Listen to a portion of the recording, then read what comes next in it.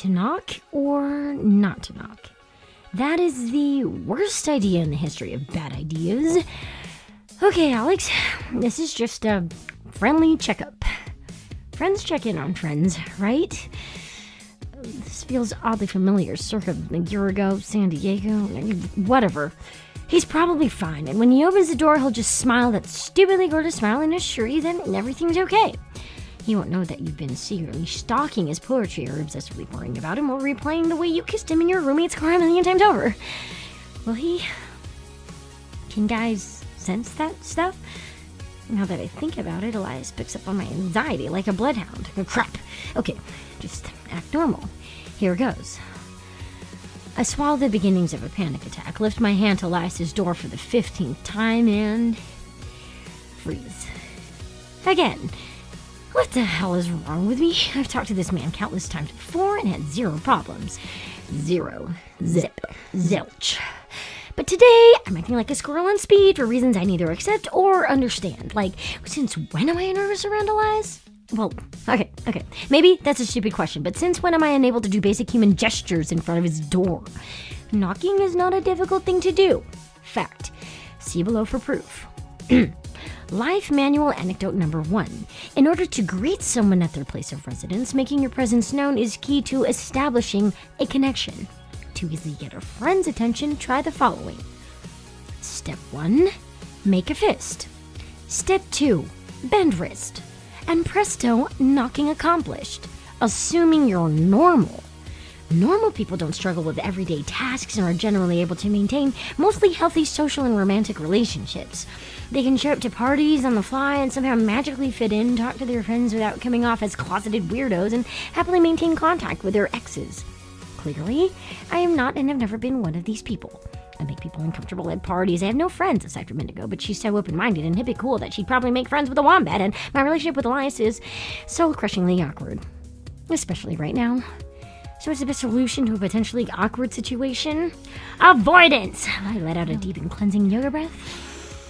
Step away from Elias's door and run right into a man wall. Hey, stranger. You lost? Elias's low and unusually raspy voice slips out from behind me and sets my heart rate off the Richter scale. Now, as I've said before, if I were a normal person, I'd turn around, whip my lopsided ponytail over my shoulder, and play off my restraining order-worthy behavior like it's no big deal. Maybe I'd even shoot the breeze with him and pretend that my relief at seeing him has nothing to do with the fact that 24 hours ago, I thought his dead body was on its way to black market organ harvesters. Normal Jersey would be socially suave. But I am not her. I'm someone whose legs have spontaneously decided to turn into jello in his presence. I glance down at my thighs, which are visibly trembling, by the way, and curse myself for not wearing something that would have hid them better. Come the weekend, most girls on campus wear cute clothes whenever they walk around the dorms. UCLA style goes from sweatpants, leggings, and softy shorts to flowery bohemian dresses and classy Brandy Melville skirts. I, however, decided to check on Elias in my ugly pajamas. We're talking my dad's gargantuan unisex Kiss Me I'm an Accountant t-shirt that I never intended to be seen in, coupled with my shrunken 9th grade softball shorts. And when I say shrunken, I mean that they're practically booty shorts thanks to my shitty dryer. Now, it wasn't my choice to dress this way. Saturday is laundry day, which means until the first load's finished, I typically dress like I was beaten with a tacky stick. But there's no running or avoiding being seen now. Elias is standing close enough to drown my whole body in the heat radiating off his skin. His warmth sets off a chain reaction in the same part of my chest that aches and squeezes whenever I read his writing. But poetry and heart palpitations don't matter right now. Being calm, cool, and questionably collected does. I force myself to turn around and slap on the most self-assured smile I can muster. Oh, hello there, friend. Who even says that? Barney? I was just popping by to see if you... All the words in my mouth dry up at the sight of his face. Elias King, the usually well-groomed, sleek portrait of a magazine cover, is paler than paper. Okay, maybe not that pale, but relatively ghastly considering his usual sun-kissed complexion. He smiles at me, eyes tired and sunken in, but still kind. Still as sincere as they were seconds before he kissed me 3 weeks ago.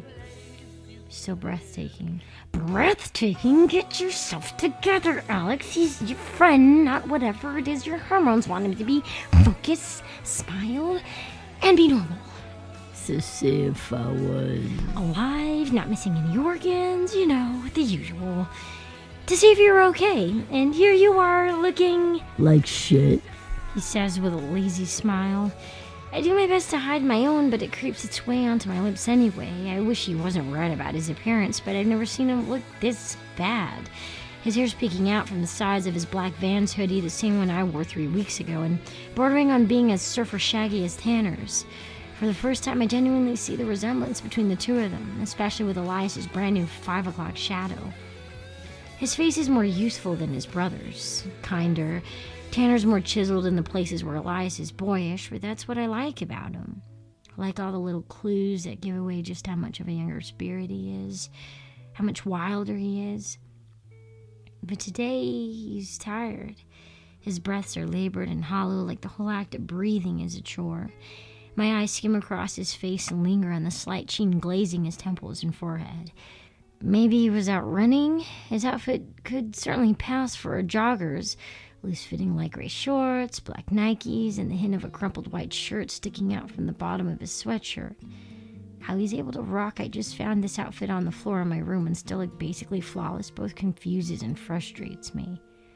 I clear my throat and force myself to focus on something other than his appearance. I wouldn't say you look like shit, but let's face it, that's not possible for you.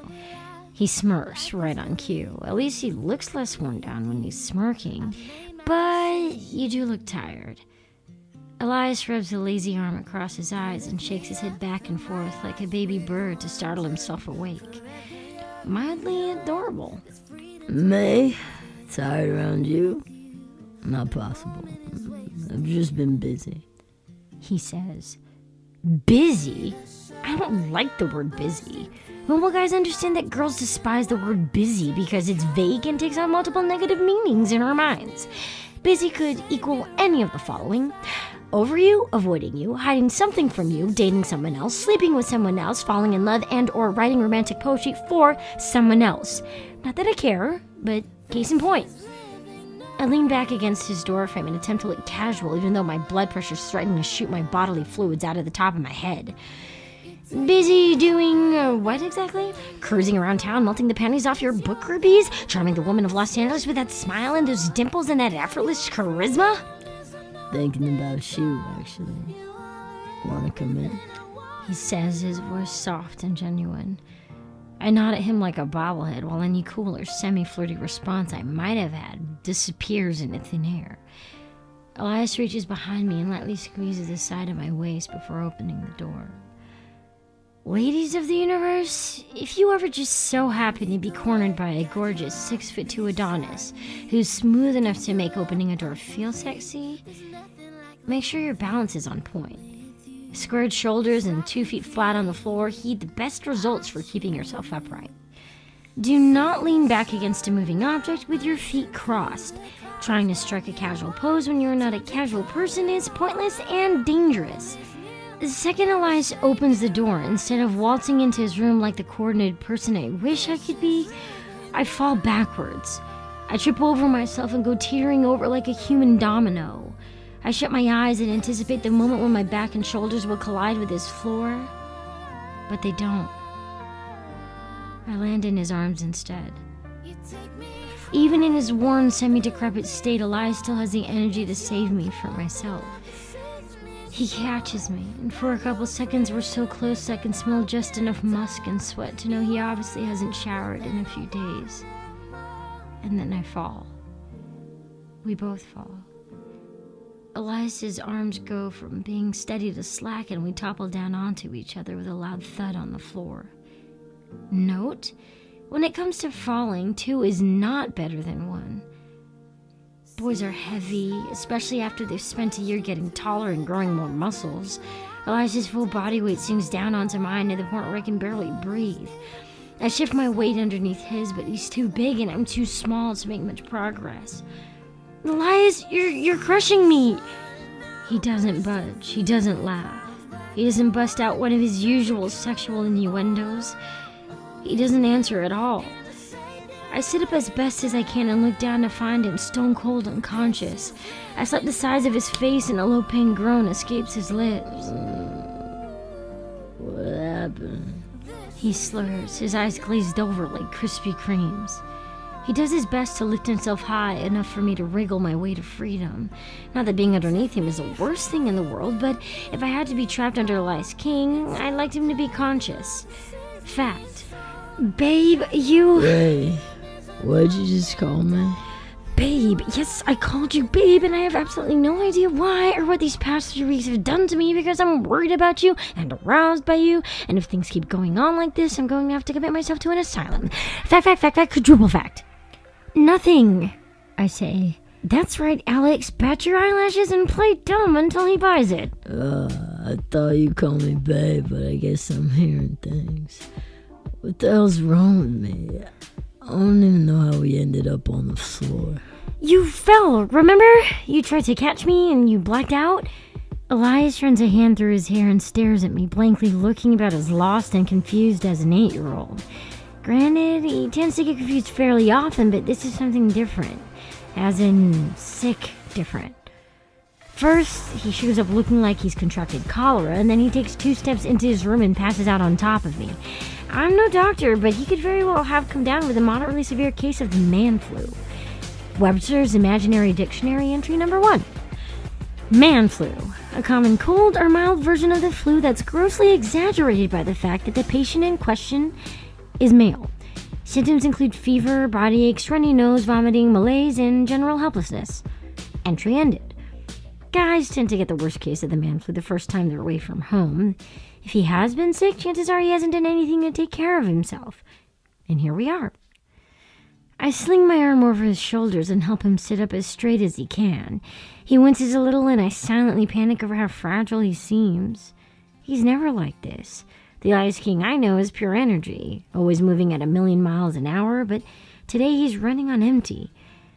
Every move we make together seems to hurt. I place my hand on the center of his back and help him push forward, but he begs me under his breath to slow down, to stop. So I do. The tension in his body eases a little as he leans against me for support. His head drops against my shoulder, and once he's comfortable, his eyes flutter shut. I missed you, he says after a long silence. The words float out of his lips into the air and flutter around my head in dizzy circles. I stutter, trying to find a way to answer while my frazzled brain and wild heart drown in his words. I'm worried about you. I've been worried about you every day since you disappeared, and if you think you can just come back and collapse on me without explaining yourself, you... He weaves his clammy fingers between mine, and I squeeze them tight enough to silently say, I've missed you too. I'm sorry. I was at my mom's. I needed to see her to talk about the asshole. Elias lets out a ghost of a laugh that leads to a coughing fit that takes more out of him than I expected to. I rub my hand up and down the length of his back and wait till he quiets down before I speak. How did she take it? Is she okay? I ask. Elias nods and a couple beads of sweat slide down his temples. I gently place my hand against his forehead only to find that he's practically burning through his skin. She'll be okay. We needed the time together, but she seems happier though. And in general, it's weird. I'm so used to coming home to her crying that I kind of felt like I was in that Twilight Zone, you know? It's Twilight Zone, but I'll let that one slide this time. Why? Is the world ending? He asks. I give him a light slap on the back for that one. No, because you're burning up. How long have you been like this, Elias? I could cook eggs on this forehead. I don't know. I started feeling shitty when I got back from NorCal. I think spending 2 weeks away from the LA smog would be good for a person, but I guess not. I didn't show up to class last week because Hayes said I should recover or whatever, but it's not going too well. A low, violent cough comes roaring through his chest, and I try to hold him through the worst of it. I feel how hard his body's working through the back of his sweatshirt. His lungs rise and fall in and out of rhythm to the point where it's starting to worry me. Let's get you into bed, okay? The floor's going to be covered in your germs if you sit here all day. I say. Ugh, I sound like my mom. Can't we just stay here? Walking sucks. So does sitting next to your dirty laundry. Up we go. I'll help you. I grab Elias by the hands and try to lift him to his feet, but apparently sick Elias is about as cooperative as a dead fish. It takes a good 5 minutes to convince him that lying in his bed is preferable to lying on the floor, and an additional 5 to actually get him to his feet. He wobbles into the space behind me and slumps 2 heavy arms around my shoulders like we're pantomiming a failed piggyback. His hands flop back and forth in front of my face to the point where I can barely see 2 feet in front of me. Elias, is there a particular reason why you want to walk like this? It's easier if you stand next to me. He folds his arms across my chest and pulls himself up behind me until we're flush against each other. Because I'm trying to appreciate those little short shorts you have on, and I can't do that if I'm next to you. Can you wear these all the time? I'm tempted to swat him away, but I don't. I struggle to keep walking forward with a full-grown man latched onto my back instead. Wearing these was not my choice. It's laundry day. I have limited choices on laundry day, I say. Good. I like limited choices. I don't even have to be looking at him to feel where his eyes go by the time he finishes that statement. Stop being creepy and walk. Your fever is out of control, your room is a mess, and if you want me to take care of you... You're gonna take care of me? Nice. I should get sick more often. Elias, I will leave you here to waste away if you don't quiet down. I'm going to need a little less talking and a little more cooperation if this is going to work. Capiche? Capiche. Whatever you...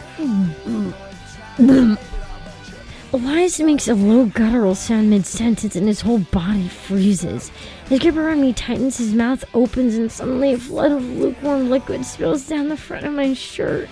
Oh shit, Jersey, I'm so sorry. I didn't mean to. His stomach groans again, and I point him to the bathroom before I'm covered in the rest of his dinner's leftovers. You toilet now.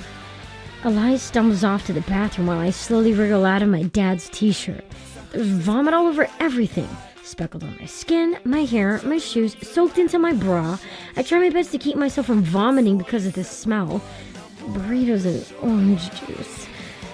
What the hell was he thinking? If everyone ate burritos with orange juice, they'd blow chunks too. I push the thought of his food choices out of my mind, stop breathing through my nose, and jog over to the bathroom and throw my shirt in the sink. I turn the corner and find Elias partially covered in puke and still dry heaving into the toilet. I blink and the image of me in this exact same position flashes across my memory. Sometimes I think the universe intentionally connects people. That we're born with lines tied to someone out there we're eventually meant to find. And when you find them, you're supposed to keep them. But I don't know why Elias chooses to keep me around at all. He should have kicked me out of his apartment the morning after social night. I was embarrassed, mean, and resentful, but he stayed with me. He took my abuse, my frustration, my bitterness, and he still took care of me. Back in high school, one of my favorite books by Stephen Chbosky said that we accept the love we think we deserve. But when it comes to me and Elias, my biggest mistake is accepting love that I don't deserve. He just doesn't know it yet.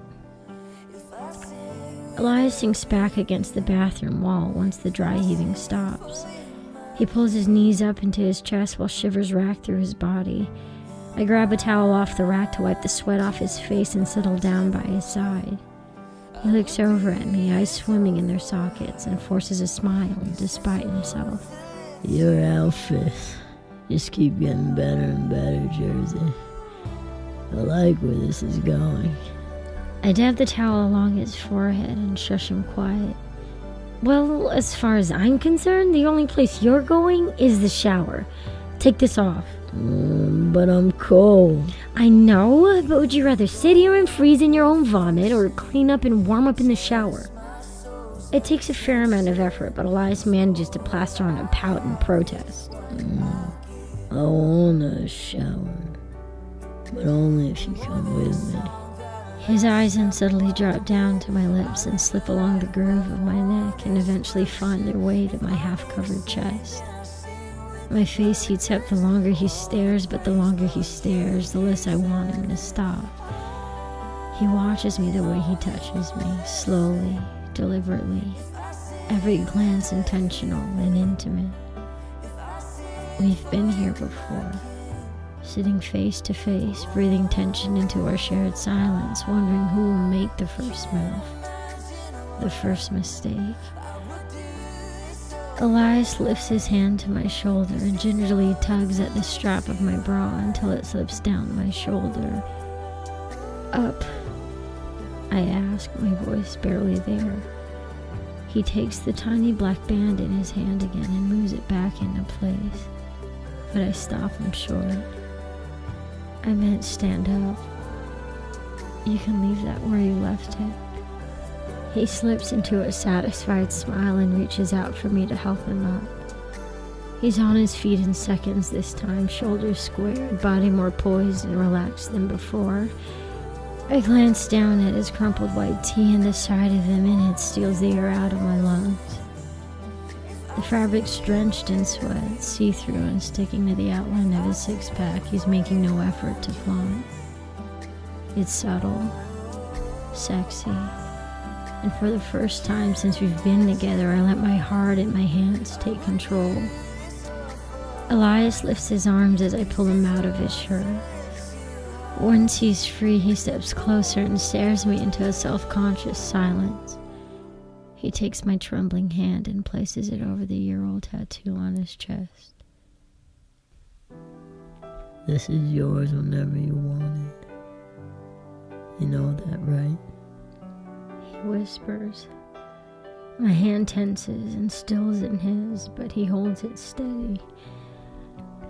I know, I'm just scared. My throat swells and I nod to hold back the tears threatening to speak for me. Don't be. I'm not going anywhere, Jersey. Elias's hand slips under the band of my other bra strap and tugs at it till it comes loose. And neither are you. I don't vomit on just anybody, babe. You're special. An unexpected laugh comes bubbling out of my chest and into the open. I throw my head back and let the light of the moment spill into my veins and fill every inch of my body. I laugh at how much I've missed his bizarre sense of humor, and I laugh at myself for the way I'm falling for it all over again. I'm falling for him all over again. And it happens while I'm standing in my bra and shorts in the middle of a puke-stained dorm bathroom. There aren't any birds or flowers or magical fanfare. The world doesn't stop. The stars don't collide. But something clicks, and my heart changes. Just like that. Just for him. And it doesn't care if I'm ready for it to happen.